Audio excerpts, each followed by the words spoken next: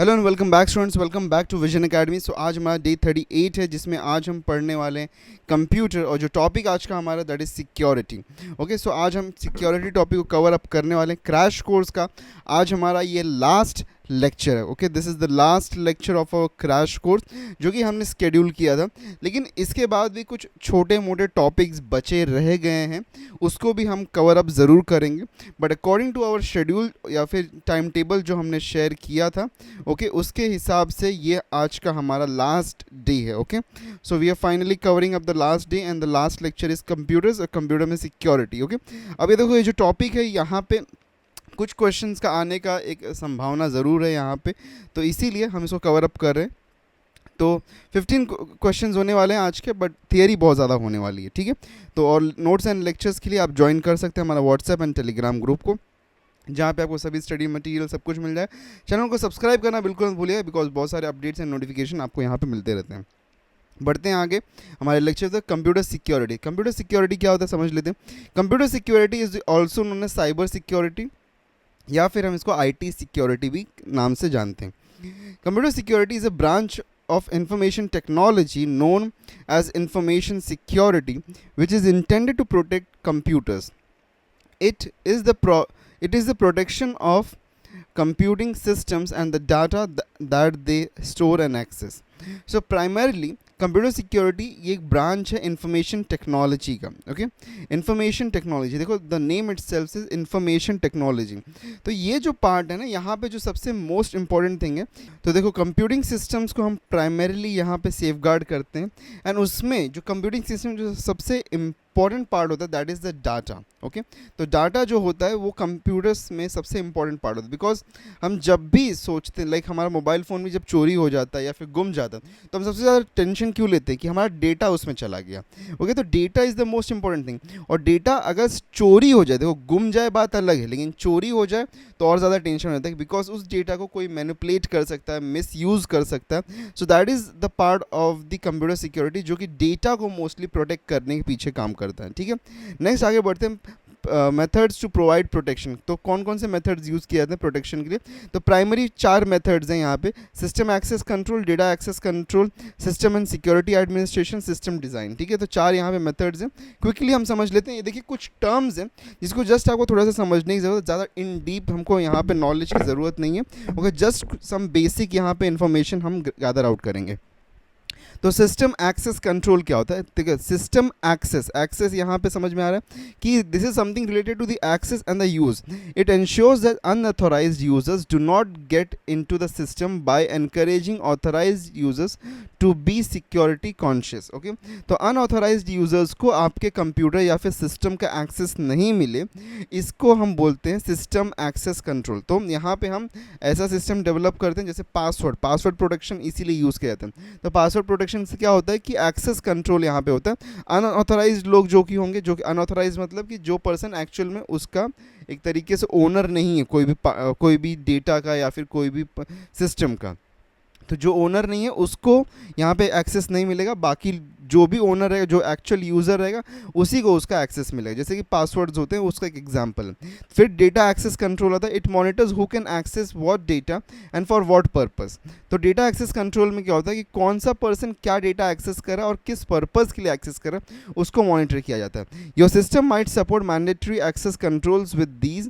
The system determines access rules based on the security levels of the people, the files and the other objects in your system. जैसे देखो, अगर हमारे पास में अगर system में बहुत बार एडमिन यूज़र होता है, फिर गेस्ट यूज़र होता है, तो कौन सा पर्सन वहाँ पे प्रोग्राम्स को इंस्टॉल कर सकता है। ओके, कौन सा पर्सन इंस्टॉल कर सकता है, कौन सा पर्सन अनइंस्टॉल कर सकता है। तो ऐसी जो डिफरेंट चीज़ें होती है, कौन सा पर्सन कौन से डेटा को एक्सेस कर सकता है, तो यहाँ पे इसको करने के लिए डेटा एक्सेस कंट्रोल का यूज़ किया जाता है कि बेस्ड अपॉन कि एक पर्सन का जो भी लेवल या फिर हायरार्की में जहाँ बैठता है, लाइक वो एडमिन है या फिर गेस्ट यूज़र है या फिर एक सुपरवाइज़र है, तो कौन से टाइप का वो यूज़र है, depending upon that user role and user role यहाँ पे डेटा का एक्सेस दिया जाता है, and for also sometimes depending upon the purpose, तो ऐसा भी किया जाता है। नेक्स्ट आगे बढ़ते हैं। System and the security administration, ये क्या होता है? It performs offline procedures that makes and breaks secure system. ठीक है, तो सिस्टम एंड सिक्योरिटी एडमिनिस्ट्रेशन क्या होता है? ये ऑफलाइन प्रोसीजर्स होते करते हैं जिसकी वजह से हम सिस्टम्स को सिक्योर करने की कोशिश करते हैं. ओके, सो सिंपल वर्ड्स में ये कुछ ऑफलाइन प्रोसीजर्स हैं. ओके, then system design क्या, it takes the advantage of the basic hardware and software security characteristics. For example, using a system architecture that's able to segment memory, thus isolating privileged process from no privilege process. मतलब इसका meaning होता है system design मतलब कि देखो security को always हम क्या करते हैं यहाँ पे, सिक्योरिटी जब भी हम बात करते हैं सिक्योरिटी के बारे में, तो यहाँ पे हम क्या करते हैं, मेमोरी का कुछ पार्ट, जो सिस्टम कंप्यूटर मेमोरी का कुछ पार्ट होता है, उसको हम क्या करते हैं प्रिविलेज्ड एंड उसको नॉन प्रिविलेज में डाल देते हैं. तो प्रिविलेज पार्ट क्या होता है कि प्रिविलेज पार्ट हमेशा मतलब असाइंड होता है कुछ स्पेसिफिक टास्क के लिए. ओके, जैसे फॉर एग्जांपल सिक्योरिटी एक मतलब प्रिविलेज टास्क हो सकता है कि कुछ होना हो लेकिन सिक्योरिटी पे ज़रूर फोकस होना चाहिए. So that is kind of an मतलब कि यहाँ पे सिस्टम डिज़ाइन मतलब कि यहाँ पे बेसिक हार्डवेयर एंड सॉफ्टवेयर का इंटीग्रेशन होता है. ठीक है, आगे बढ़ते हैं. कंपोनेंट्स ऑफ कंप्यूटर सिक्योरिटी क्या होता है, इंटीग्रिटी, कॉन्फिडेंशियलिटी एंड अवेलेबिलिटी. ये जो ट्राइपॉड है, ये जो हमारा मतलब तीन जो ये ट्राई कॉन्सेप्ट्स हैं, ये फॉर्म करते हैं हमारे components of the computer security. तो सबसे पहले कॉन्फिडेंशियलिटी क्या होता है समझ लेते हैं. It ensures that the data is not access by unauthorised person. Okay, देखो बहुत बार आपको जब बैंक के लेटर मिलते हैं तो उसके ऊपर क्या लिखा हुआ मिलता है, कॉन्फिडेंशियल. कॉन्फिडेंशियल का मतलब क्या होता है कि वो डेटा जो कि किसी भी अदर पर्सन के हाथ में नहीं लगना चाहिए. Okay, it should only get in the hands of the person who is actually the owner of that data. ठीक है, that is confidentiality.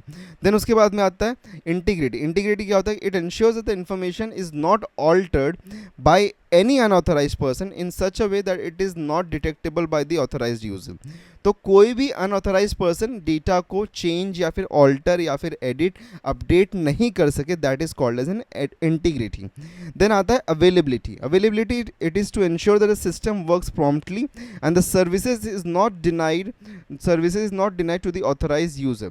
Okay, so इसका मीनिंग होता है कि सिस्टम प्रॉम्प्टली वर्क करता है, मतलब जब डिमांड किया तब वर्क करता है और वो डिनाई नहीं करता है टू ऑथराइज्ड यूज़र. अगर आप ऑथराइज्ड यूज़र हैं तो आपको डिनाई नहीं करेगा. Okay, enabling access to the data and resources, ये इसका एक अनदर शॉर्ट फॉर्म में हम बोल सकते हैं, इसका शॉर्ट मीनिंग है. ठीक है, नेक्स्ट आगे बढ़ते हैं.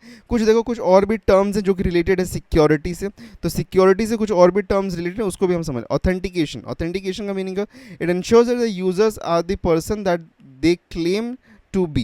Okay, it ensures that the users are the person they claim to be. तो authentication का मीनिंग क्या होता है कि जो पर्सन क्लेम कर रहा है, जैसे कि हम जब ईमेल आईडी डालते हैं और पासवर्ड डालते हैं तो it is nothing but what, it is authentication. मतलब कि हम अगर फॉर एग्जांपल मैं abc@gmail.com डाल रहा हूँ तो दैट मीन्स जब मैं राइट पासवर्ड डालूंगा तो इसका मीनिंग होता है कि मैं जो पर्सन क्लेम कर रहा हूँ abc, मैं वही पर्सन हूँ. अगर मेरा पासवर्ड गलत तो ऑथेंटिकेशन फेल हो जाएगा.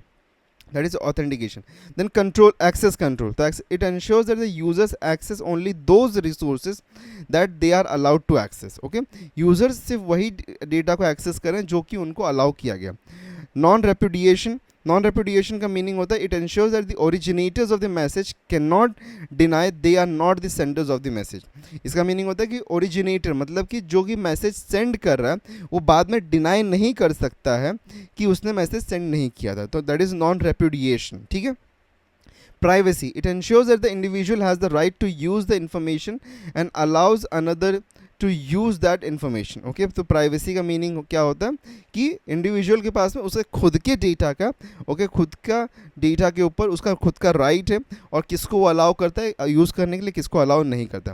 Then steganography. स्टेगनोग्राफी क्या होता है, it is an art of hiding the existence of a message. It aids confidentiality and integrity of the data. Okay, it is an art of hiding the existence. मतलब कि एक message जो exist करता है but उसको हम hide कर देते हैं, so that is called as an steganography. ठीक है. Then cryptography क्या होता है, it is a science of writing information in a hidden or a secret form. It is an ancient art. It protects the data in transmit and also the data stored on the hard disk. तो cryptography क्या होता है, cryptography का meaning होता है कि एक अगर फॉर एग्जांपल एक हमारे पास में एक इन्फॉर्मेशन है उसको हम जब चेंज कर देते हैं into an encrypted language. Okay, तो इसको हम बोलते हैं ओके एनक्रिप्टेड लैंग्वेज. मतलब कि एक ऐसा लैंग्वेज जो कि नॉर्मल पर्सन रीड नहीं कर सकते, वहाँ पे कुछ मतलब रूल्स एंड रेगुलेशंस को यूज़ किया गया तो उसको हम बोलते हैं क्रिप्टोग्राफी. ठीक है. नेक्स्ट आगे बढ़ते हैं. Source of attack. तो सोर्स ऑफ अटैक क्या होता है उसको समझ लेते हैं. The most potent and vulnerable threat of a computer user is virus attacks. Okay, तो most potent and vulnerable threat of computer users is virus attack. virus attack जो है most common जो तरीका है vulnerable तरीका है वो है virus attack. A computer virus is a small software. अब वायरस क्या होता है? It is a small software. अब आप ये मत समझना कि कोरोना वायरस जैसा या फिर किसी अनदर वायरस की जैसा ये एक वायरस है. Okay, it is not an living thing, it is a non living thing, it is nothing but just an software program. तो एक स्मॉल सॉफ्टवेयर प्रोग्राम है that spreads from one computer to another and that interferes with your computer operation. तो वो क्या करता है? वो एक प्रोग्राम है जो कि आपके कंप्यूटर में एक दूसरे कंप्यूटर से ट्रैवल करके समवेयर एक किसी भी इंटरनेट की मीडियम से आ जाता है और फिर वो क्या करता है? फिर आपके मतलब कंप्यूटर सिस्टम में मतलब इंटरफेयर करता है और आपके डेटा के साथ में भी वो इंटरफेयर करता है. ठीक है, तो इसको हम बोलते हैं कि एक कंप्यूटर वायरस. ठीक है, चलो नेक्स्ट आगे बढ़ते हैं. It is an imperative for every computer user to be aware about this. तो ये ज़रूरी है कि सभी कंप्यूटर यूज़र्स, जो भी कंप्यूटर यूज़र्स होते हैं, सबको इसके बारे में पता होना चाहिए. ओके, सबको इसके बारे में पता होना चाहिए. And programmes that can help you protect the personal computers from this attack. और उसके बारे में पता होना चाहिए, वो प्रोग्राम्स के बारे में जो कि आपको हेल्प कर सकते हैं उससे बचने के लिए. ठीक है, the source of attack can be. तो सोर्स ऑफ अटैक क्या हो सकता है? अब अगर अटैक ये होता है तो सोर्सेस ऑफ अटैक क्या हो सकते हैं? Downloadable program, cracked software, email attachment, internet, booting from unknown CD, malware या फिर वायरस. तो ये सब सोर्सेज हैं, डिफरेंट सोर्सेज, जिस तरीके से ये कंप्यूटर वायरस आपके कंप्यूटर में आ सकता है. जैसे कि आपने कोई डाउनलोड किया प्रोग्राम को या फिर क्रैक्ड सॉफ्टवेयर. देखो बहुत सारे लोग पायरेटेड सॉफ्टवेयर जो यूज़ करते हैं, तो पायरेटेड सॉफ्टवेयर के माध्यम से भी बहुत बार ये आ जाता है. ईमेल अटैचमेंट्स, बहुत बार जो ईमेल्स होते हैं जो कि फ्रॉड ईमेल्स होते हैं, ओके, उसके अंदर भी अटैचमेंट्स के अंदर ऐसे वायरसेस होते हैं. फिर इंटरनेट के थ्रू, ब्राउजिंग के थ्रू या फिर मलेशियस वेबसाइट जो होंगे वहाँ से भी आपको आपके कंप्यूटर में ये सब वायरसेस आ सकते हैं. बूटिंग फ्रॉम अननोन सीडी ये भी हो सकता है. मालवेयर, वायरस, ये सब मतलब तरीके हैं जिसके थ्रू आपके कंप्यूटर में अटैक हो सकता है. थ्रेट्स टू कंप्यूटर सिक्योरिटी क्या है? चलो उसको समझ लेते हैं. Computer systems are vulnerable to many threat and can inflict various types of damage resulting in significant losses. The threat is a potential violation of security and when the threat gets executed it becomes an attack. Okay, तो threat क्या है? Threat is an potential violation of security. Okay, जब भी हमारे system में एक potential loop hole होता है, लाइक फॉर एग्जांपल ये हमारा सिस्टम है और यहाँ पे समवेयर हमारे पास में पोटेंशियल लूप है, सो इसको हम बोलते हैं पोटेंशियल वायलेशन ऑफ सिक्योरिटी जो होता है, इसको हम बोलते हैं. ओके, उसको जब हम एक सिक्योरिटी के एक रूल का हम लोग वायलेट करके अंदर घुसने की कोशिश करते हैं तो that is an threat. Okay, और जब थ्रेट को एग्जीक्यूट कर दिया जाता है तो उसको हम बोलते हैं attack.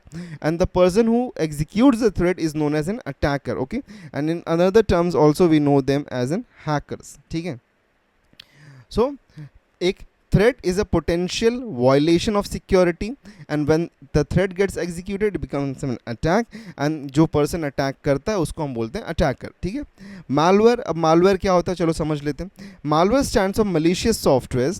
It is a broad term that refers to a variety of the malicious softwares that are used to damage the computer system, gather insensitive information or gain access to a private computer systems. तो malware क्या है? एक malicious software जो कि malicious मतलब कि harm causing. Okay, तो सम और दी अदर वे से ये आपको एक हार्म कॉज करना चाहता है. ओके, तो ये मालवेयर के अंदर, अब malware is a broad term जहाँ पे बहुत सारे different variety of the programs आते हैं जो कि एक कॉज कर सकते हैं आपके सिस्टम में आके, एक हार्म कॉज कर सकते हैं. ठीक है, और इसमें मोस्टली क्या हो सकता है? सेंसिटिव इन्फॉर्मेशन का लीक हो सकता है या फिर एक्सेस गेन करना हो सकता है या फिर मतलब आपके सिस्टम से एक्सेस गेन करके कुछ भी वहाँ पर रैंडम एक्टिविटीज़ को करना, तो ये सारी चीज़ें होती हैं. तो malware is an unwanted software. Wanted तो होगा नहीं, जब ऐसे सब चीज़ें कर रहा है तो वांटेड तो सॉफ्टवेयर होगा नहीं. That any unauthorized person, okay, unauthorized person wants to run your computer, these are known as security threats. okay, तो इसको हम बोलते हैं security threats. it includes computer viruses, worms, trojan horse, okay, trojan horse, rootkits, spyware, adware, etc. ठीक है, तो ये सारी चीज़ें मतलब इंक्लूड होती है malware के अंदर. आगे बढ़ते हैं. वायरस. अब वायरस क्या होता है चलो उसको समझ लेते हैं. अब वायरस आता है malware के अंदर. ठीक है, तो virus stands for vital information resource under seize. Okay, इसका फुल फॉर्म क्या है? Vital information resource under seize. Okay, मतलब कि यहाँ पे आपके जो इंपॉर्टेंट इन्फॉर्मेशन होते हैं उसको सीज कर लिया जाता है, एक तरीके से मतलब हैक कर लिया जाता है। Computer viruses and perverse software are small programs that can negatively affect the computer. It can obtain the control of a PC. Okay, virus क्या कर सकते हैं, control of the PC acquire कर सकते हैं, and directs it to perform unusual and often destructive action, और computer को direct कर सकते हैं अनयूजुअल और या फिर डिस्ट्रक्टिव एक्शंस परफॉर्म करने के लिए। Viruses are copied itself and attached itself to programs which further spread the infection. The virus can affect और attack any computer software such as a boot block, operating system areas, files and application programs. तो viruses क्या होता है, viruses mostly क्या होता है, एक जब आप सॉफ्टवेयर, जब जैसे पायरेटेड सॉफ्टवेयर, अगर फॉर एग्जांपल समझो पायरेटेड सॉफ्टवेयर है, ठीक है, तो पायरेटेड सॉफ्टवेयर अगर आपने डाउनलोड किया तो उसके अंदर ये अटैच कहीं से आ जाएगा, और आ जाएगा तो उसके बाद में क्या करेगा, आपके सिस्टम में आके लाइक डिफरेंट प्लेसेस होते हैं, लाइक ऑपरेटिंग सिस्टम में जाके अटैक कर सकता है, फाइल्स में अटैक कर सकता है, या फिर कोई स्पेसिफिक एप्लीकेशन पे अटैक कर सकता है। उसके बाद में फिर आपके सिस्टम में अनयूजुअल एक्टिविटीज़ होना शुरू हो सकते हैं। इफेक्ट ऑफ वायरसेस क्या है, monitor what you are doing, मतलब ये क्या क्या कर सकता है, आप क्या कर रहे हो उसको मॉनिटर कर सकता है। Slow down your computer performance, मतलब स्लो कर सकता है। Download illegal files onto your computer without you be able to delete it. तो इलीगल फाइल्स को आपके सिस्टम पर डाउनलोड करके रख सकते हैं और आप उसको डिलीट भी नहीं कर सकते। तो ये सारी चीज़ें भी मतलब वायरसेस कर सकते हैं। Destroy all your data, destroy all data from on your local disk, मतलब आपके लोकल डिस्क पे सारे डेटा को डिस्ट्रॉय भी कर सकते हैं। Generate IP address randomly and send those IP address automatically. तो क्या कर सकता है कि मतलब रैंडम आईपी एड्रेस को अटैच कर सकता है आपके सिस्टम से, और उस आईपी एड्रेस पे आपके जो डेटा है उसको सेंड करना भी शुरू कर सकता है। Affect on computer networks and the connection on internet, अगर कंप्यूटर नेटवर्क में अगर आपका समझो पीसी जो है वो एक कंप्यूटर नेटवर्क से कनेक्टेड है तो वहाँ पे उसको भी अफेक्ट कर सकता है। कॉन्फिडेंशियल इन्फॉर्मेशन को स्टील कर सकते हैं, like password, account number, different things, या फिर और सबसे जो वर्स्ट थिंग है that is damage the data files, तो डेटा फाइल्स को वो डैमेज भी कर सकता है। Okay, so that is one of the worst things that it can do. देन उसके बाद में हमारे पास worms. Worms is also kind of an malware. Okay, computer worm is a stand alone malware computer program that replicates itself in order to spread to the other computers. तो एक stand alone software है। ओके, stand alone software मतलब इसको किसी की ज़रूरत है, देखो वायरसेस को किसी सॉफ्टवेयर के साथ में सेंड करने की ज़रूरत पड़ती है, बट वॉर्म्स क्या होते हैं, वॉर्म्स मतलब खुद के बेसिस पे, मतलब खुद से ही एक स्टैंड अलोन एक सॉफ्टवेयर है जो कि मतलब खुद ही रेप्लिकेट होके और नेटवर्क्स में फैल जाते हैं। Often it uses computer network to spread itself, मतलब कंप्यूटर नेटवर्क का वो यूज़ करते हैं और स्प्रेड करते हैं, मतलब अलग अलग जगह पे, मतलब अलग अलग जगह पे वो स्प्रेड हो जाते हैं very easily into an network.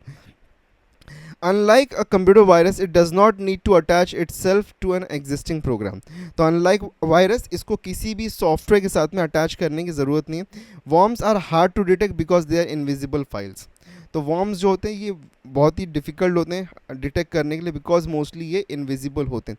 और देखो वॉर्म्स कई बार ना तो आपके सिस्टम को एक्चुअली अफेक्ट ज़्यादा नहीं करते हैं, मतलब चोरी वगैरह नहीं करते हैं, लेकिन आपके सिस्टम को ऐसा कर देते हैं कि वो आपका सिस्टम पूरी तरीके से हैंग आउट हो जाता है। ओके, और आपका सिस्टम फंक्शन नहीं करता है, जैसे कि Beagle, I love you, Morris, Nimda, ये सब कुछ वॉर्म्स के टाइप हैं। ठीक है, आगे बढ़ते हैं। ट्रोजन। ट्रोजन क्या होता है वो समझ लेते हैं। अ ट्रोजन और a Trojan horse is a non self replicating type of malware which appears to perform a desirable function but instead facilitates unauthorized access to the user's computer system. तो Trojan या फिर Trojan horse क्या है, it is a non self replicating, मतलब कि खुद को self replicate नहीं करता है वो। ओके, सेल्फ रेप्लिकेशन वो नहीं करता, बट एक डिजायर्ड फंक्शन को मतलब करने के लिए उसको बनाया गया होता है, but instead facilitates unauthorized access to the users computer system. तो वो क्या करता है, वो सिस्टम का एक्सेस मतलब अनऑथराइज्ड एक्सेस मतलब किसी भी अनदर यूजर को प्रोवाइड कर देता है। ठीक है, Trojans do not attempt to inject themselves into other files like a computer virus.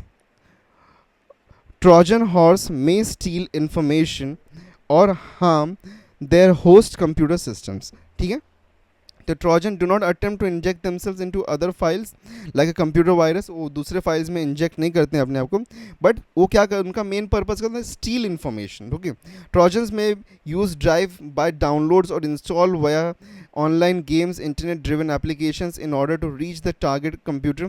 Unlike viruses, Trojan horse do not replicate themselves. Beast, sub 7 Zeus, then zero access, rootkit etcetera, ये सब मतलब यहाँ पे देखो Trojan का main काम क्या है कि स्टील इन्फॉर्मेशन। ओके, आपके कंप्यूटर से इन्फॉर्मेशन को स्टील करना, ये उनका मेजर काम होता है, दैट इज ट्रोजन। देन होता है स्पाईवेयर। स्पाईवेयर भी एक काइंड का malware है। Spyware is a program which is installed on a computer system to spy on the system owners activity and collect all the information which misused afterwards. It tracks the user's behavior, reports back to the central source. तो spyware क्या होता है, एक kind of an CCTV camera होता है, जो कि मतलब सीसीटीवी कैमरा एक्चुअल नहीं है, मतलब समझ लो कि एक ऐसा सॉफ्टवेयर जो कि सीसीटीवी कैमरा जैसा ही वर्क करता है, और आप अपने के कंप्यूटर पे क्या क्या एक्टिविटी कर रहे हो सब कुछ को रिकॉर्ड करता है और एक सेंट्रल डेटाबेस पे, एक सेंट्रल सोर्स पे जगह पे भेजता रहता है। तो उसको बाद में किसी भी तरीके से उसको मतलब आफ्टरवर्ड्स उसको किसी भी तरीके से मिसयूज़ किया जा सकता है। लाइक फॉर एग्जांपल आप क्या क्रेडिट कार्ड यूज़ कर रहे हो, कौन सी वेबसाइट पे जा रहे हो, क्या कर रहे हो, सब कुछ वो रिकॉर्ड करता है। That is the spyware. These are used for either legal or illegal purposes. Okay, spyware can transmit personal information to another person's computer over the internet.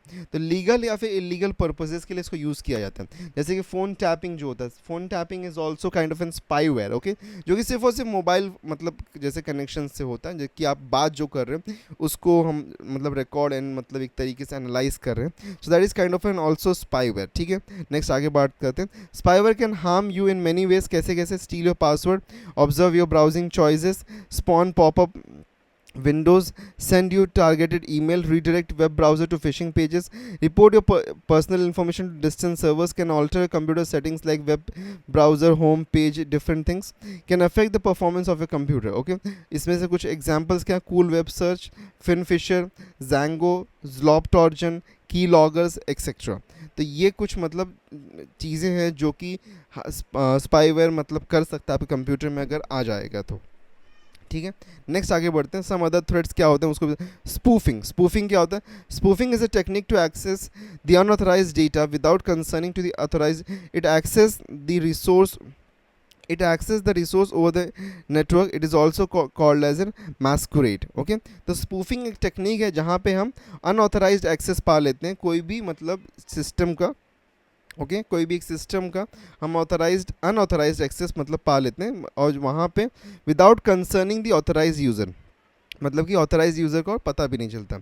Hacking. Hacking is an act of intruding into someone else's computer. Hacking में result in denial of service, मतलब कि उसका जो सामने वाला person है उसका मतलब जो भी सर्विसेज रहेंगे वो डिनाई हो जाएंगे। Okay, it prevents authorize users from accessing the resource. तो जो ऑथराइज यूज़र होते हैं वो खुद अपना रिसोर्स यूज़ नहीं कर पाते। अ hacker is someone who does hacking process. Okay, और जो ये काम करता है उसको हम बोलते हैं हैकर। क्रैकिंग क्या होता है? It is an act of breaking into computers. It is a popular growing subject on the internet. Cracking tools are widely distributed on the internet. They include password crackers, Trojan, virus, war dialers etcetera. Okay, तो crackers, Trojans, viruses, ये सब जो होते हैं इसको हम बोलते हैं क्रैकिंग। ओके, तो सॉरी, ये सॉफ्टवेयर जो होते हैं कुछ मतलब ये एक्चुअल में एक तरीके से क्रैकिंग का काम करते हैं। तो इसमें क्या होता है कि मतलब कि हम टूल्स यूज़ करते हैं और किसी के सिस्टम में मतलब घुसने के लिए हम क्रैकिंग सॉफ्टवेयर्स का यूज़ करते हैं और समझते हैं कि एक पर्सन के कंप्यूटर में या सिस्टम में क्या मतलब जैसे सिक्योरिटी फ्लॉ है और किसका यूज़ करके हम उसके सिस्टम में ब्रेक इन कर सकते हैं। देन फिशिंग होता है। फिशिंग मोस्ट कॉमनली आपने सुना ही होगा, ईमेल्स के थ्रू मोस्टली किया जाता है। It is characterized as attempting to fraudulently acquire the sensitive information such as password, credit card information details etcetera by masquerading as an trustworthy person। तो बहुत बार देखो आपको ईमेल आता होगा एज इन कि मतलब बैंक से ईमेल है या मैसेजेस भी आते हैं, तो वो देखो फिशिंग अटैक होता है कि वहाँ पे आप एक लिंक पे क्लिक करोगे, आपको लेके जाएगा वहाँ पे, आप लॉगिन करोगे, इन्फॉर्मेशन को फिल करोगे और वो इन्फॉर्मेशन एक्चुअल में जो जिसको मतलब वो जैसे समझो कि एसबीआई को मतलब दिखा रहा होगा कि एसबीआई बैंक है वो, लेकिन एक्चुअली एसबीआई बैंक नहीं होता, वो कोई और बैंक हो, मतलब एक फ्रॉड मतलब एक सिस्टम बनाया जाता है जहाँ पे हमको लगता है कि एसबीआई के पास हमारा डेटा जाए, बट एक्चुअली एक स्कैमर के पास में वो डेटा जा रहा था। फिर स्पैम क्या होता है? It is an abuse of messaging systems to send unsolicited bulk messages in form of emails. तो मोस्टली देखो स्पैम क्या होता है कि एक तरीके से अनवांटेड मैसेजेस का आना, उसको हम बोलते हैं स्पैम। ठीक है। एडवेयर क्या होता है? It is N software package which automatically renders advertisements in order to generate revenues for its author. The term is sometimes used to refer the software that displays unwanted advertisements. तो adware क्या होता है कि adware क्या करता है, अगर आपके सिस्टम इंस्टॉल हो गया तो आपको अनवांटेड एडवर्टाइजमेंट्स बार बार दिखाता रहेगा। Okay, that is called as an adware. ठीक है। Solution to computer security threats क्या होता है, चलो उस देख लेते हैं। To save your computer system from unauthorized access and threats it is necessary to design some safeguards that handles these efficiently. तो एक कंप्यूटर को अनऑथराइज्ड एक्सेस से और थ्रेट से बचाने के लिए हमें क्या करने की ज़रूरत पड़ती है? एंटीवायरस सॉफ्टवेयर हम यूज़ कर सकते हैं, डिजिटल सॉफ्टवेयर यूज़ कर सकते हैं, digital signature, firewall, password, fire access permission, intrusion detection system, SSL या फिर आईपी सिक्योरिटी प्रोटोकॉल। ये कुछ यहाँ पे मतलब सिक्योरिटी मेजर्स है जिसको हम ले सकते हैं to safeguard our system. Okay, जिसमें से एंटीवायरस आप में से काफ़ी सारे लोगों को पता ही होगा। डिजिटल सिग्नेचर्स, ये यहाँ पे पीडीएफ्स वगैरह, डिजिटल सिग्नेचर्स मोस्टली पीडीएफ्स वगैरह को देखो सिक्योर करने के लिए यूज़ किया जाता है।